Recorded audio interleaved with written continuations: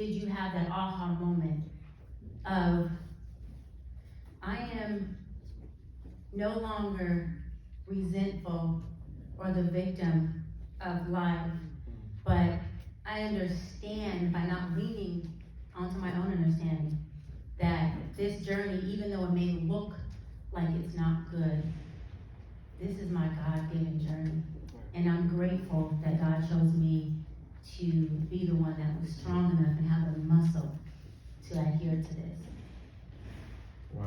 See, I knew she was going to and I left my prayer cloth at church, so it's tears out. But I can say honestly that aha moment came. I never forget. I always talk about it.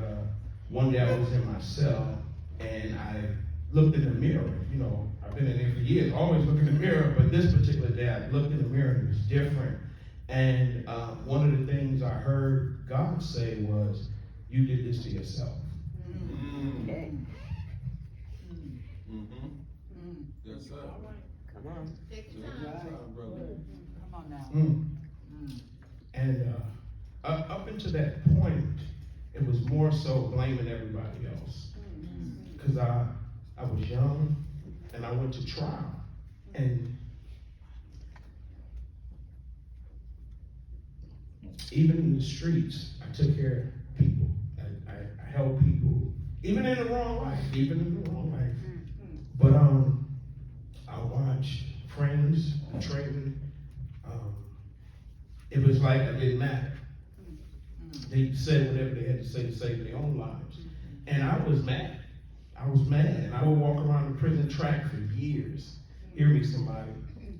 For years. And saying what I would do once I was released. And God had to take that individual and show that individual. You know how we are. Oh, well, the judge is white, the lawyers are white, the jury is white. You know, so we blame everybody else for what we did and what we caused and the choices we made.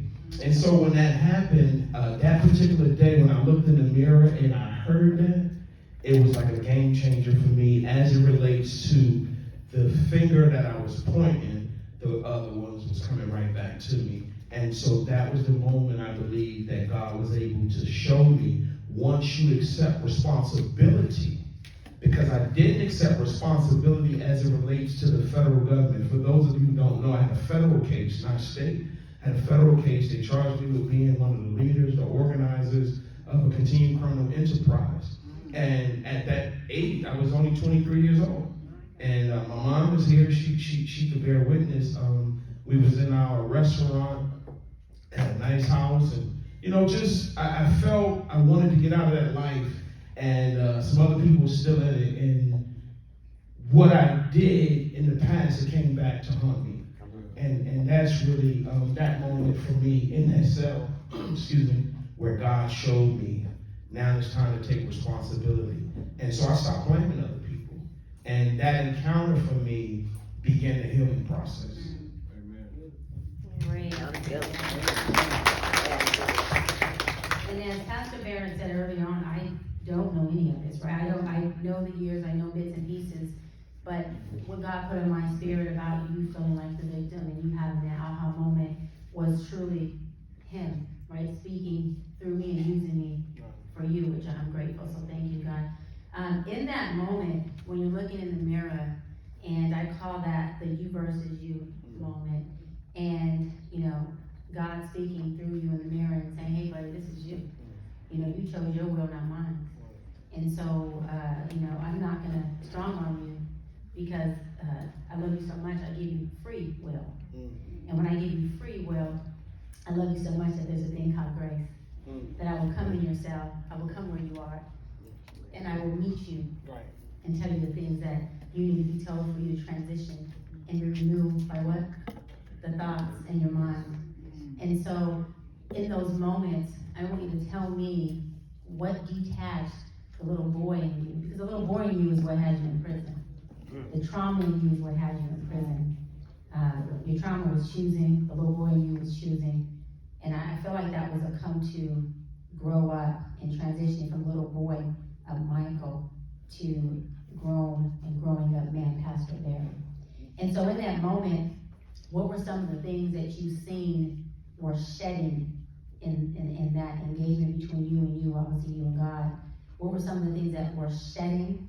And then I want you to talk about some of the things you had to surrender to in order for you to metamorphose from that caterpillar little boy into the man of God and understanding and not being the victim and just surrendering to, I trust you, I trust you. Well, first and foremost, I had to surrender to God.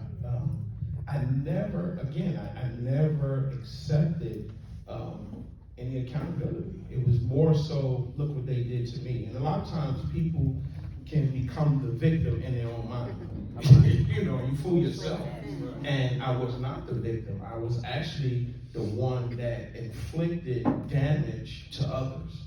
And I escaped that reality and living in the false reality of I'm the victim. And so that's the easy way out, because you're able to get crutches and you can walk on those crutches and say, you know, look what the system did to me. And then you meet other people and say, look what the system did to me. Yeah, man, he did it to me too. You know, these old racist people, no, you out here doing wrong. You're out here making wrong choices. And so I had to detach myself from that mindset and again, come to the grips of saying, okay, Lord, I surrender to you. And it was funny because to the mothers in here, to the grandmothers, to the parents, don't ever stop sowing the seed. My mother, no matter what, she's always sowed the seed. And the funny thing is, as I had to reflect on the choices I made, I would hear her voice. Like, she would always tell me about the Lord, but I just didn't hear it then. But God has a way of sending you somewhere where all the distractions, as Deacon Wembley was preaching on last Sunday, I heard, all the distractions and everything, and there's no more noise. Yes. He has your attention now.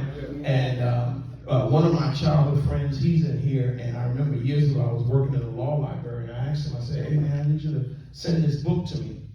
And the book was called COINTELPRO. And it basically was sharing how the government infiltrated organizations and brought down big conspiracies and all that. And I would always say, see, I know they did this to me. You know, there was more fuel to that fire. But the reality is I had to surrender to God. And I had to come to the grips of accepting accountability and responsibility, because by me going to trial, I actually reserved all of my rights. So I went all the way to the Supreme Court. Like my case, you can actually go in the law library and you will see my case, Barrett versus the United States, at 994 Federal Supplement. That's the actual book if you actually win. I never forget certain stuff. And, and I fought my trial. My first trial was a mistrial. My second trial, I got convicted. And I was mad. I was mad at the system, mad at everybody. But again, no accountability and responsibility for my own choices. I was told several times, when I made the decision to leave California, because I graduated, my mother said, why don't you go to school, to college? My friend, he's here now, he went to college. Did you go to Grambling? Bang right there. Him and his wife is here. I actually did their wedding as well. So that's a blessing. Few guys went to Grambling, but long story short, they went off to college, and I went off to the streets in New York. And I actually went right back to the very things that my mother took me away from, to escape from. Wow, look at that. So, as we know, right, or don't know, but the Spirit is perfect. But us as humans are very imperfect.